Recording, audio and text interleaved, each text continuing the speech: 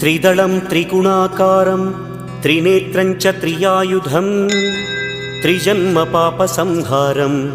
एकबिल्वं शिवार्पणम् त्रिशाखैः बिल्वपत्रैश्च अच्छिद्रैः कोमलैः शुभैः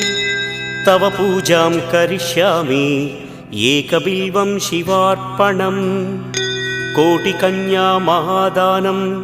तिलपर्वतकोटयः काञ्चनं शैलदानेन एकबिल्वं शिवार्पणम् काशीक्षेत्रनिवासं च कालभैरवदर्शनं प्रयागे माधवं दृष्ट्वा एकबिल्वं शिवार्पणम् इन्दुवारे व्रतं स्थित्वा निराहारो महेश्वर नक्तं हौष्यामि देवेश